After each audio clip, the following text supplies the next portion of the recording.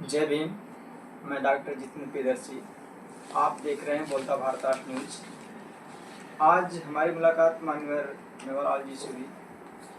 आप भारत राष्ट्र democratic party के संगठन सचिव हैं। हम चाहेंगे कि आप अपना इधर काम बताएं कि इस भारत राष्ट्र डेमोक्रेटिक पार्टी में आप क्या काम करते हैं। जय भीम। मैं मेवालाल और भारत राष्ट्र डेमोक्रेटिक पार्टी बीडीपी में राष्ट्रीय संगठन सचिव हूँ और मुझे भारत राष्ट्र डेमोक्रेटिक पार्टी बीडीपी में ज्वाइन किए हुए काम किए हुए लगभग मुझे 4 साल हो गए हैं और जो जिम्मेदारी दी गई है भारत राष्ट्र डेमोक्रेटिक पार्टी के तरफ से, वो पूरे देश में जो बहुजन समाज है उसके अंदर जागरूकता पैदा करनी है। इस प्लेटफॉर्म से, जो ये पॉलिटिकल प्लेटफॉर्म है, पूरे बहुजन समाज के अंदर जागरूकता पैदा करके उसका जो मानवाधिकार, सेल्फ रिस्पेक्ट, आत्मसम्मान है, उसकी लड़ाई है, उसका संघर्ष है। जब तक बहुजन समाज को आत्मसम्मान और मानवाधिकार नहीं मिलेगा तब तक वो इंसानी जीवन जी नहीं सकेगा। मानवाधिकार में हमारा रोटी है, कपड़ा है, मकान है, शिक्षा है, स्वास्थ्य है और आत्मसम्मान में ये आपका सम्मान है। ये बाबा साहब का मिशन है। बाबा साहब डॉक्टर अम्बेडकर ने ऐसा सपना देखा था कि जो हमारा जो देश है, भारत जो देश है, एक विकसित राष्ट्र बने, खुशहाली हो और भाईचारा, समानता, बराबरी और मानवता इसके अंदर आए, तब जाकर के ये हमारा देश विकसित राष्ट्र हो सकता है। इसमें आप इधर भारत देश में बहुत सी पार्टियां हैं, आपने क्यों भारत राष्ट्र डेमोक्रेटिक पार्टी को ही ज्वाइन किया? भारत राष्ट्र डेमोक्रेटिक पार्टी ज्वाइन करने का मकसद ये है कि अन्य सभी पार्टियां जो हैं, कोई भी पार्टी बराबरी की बात नहीं करता, इक्वलिटी की बात नहीं करता। जो हमारा जो कॉन्स्टिट्यूशन है, जो संविधान है, वो बराबरी की बात करता है।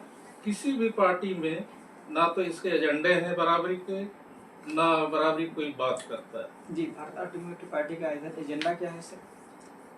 भारत राष्ट्र डेमोक्रेटिक पार्टी का एजेंडा हमारे 4 पॉइंट हैं। शिक्षा है, स्वास्थ्य है, भागीदारी है और राष्ट्रीयकरण है। जी, तो इधर ये शिक्षा तो बहुत सरकार दे रही हैं, आप इधर शिक्षा कैसे लाना चाहते हैं?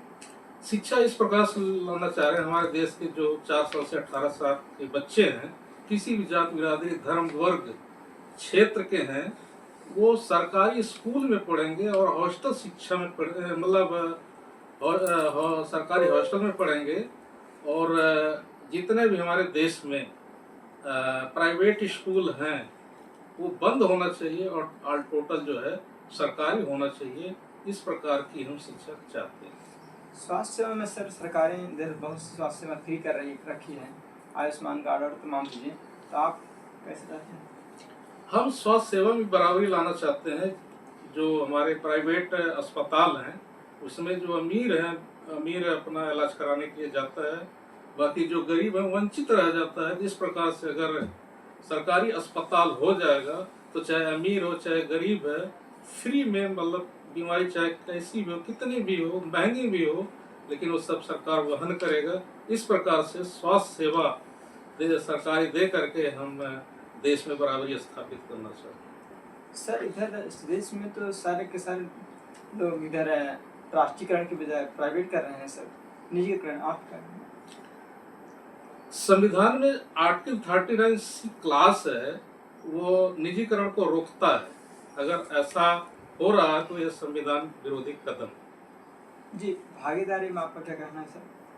भागीदारी में हमारे जो वर्ग हैं, हमारे देश में जो संवैधानिक वर्ग है, एससी है, एसटी है, ओबीसी और माइनॉरिटी है और एक वर्ग जनरल, इसमें उसकी जनसंख्या के अनुपात में हम भागीदारी देना चाहते हैं, यानी प्रतिनिधित्व देना चाहते हैं, जिसका जितना संख्या के अनुपात में मतलब हिस्सा बैठता है उसको मिलना चाहिए, इससे भी बराबरी स्थापित हो जाएगी।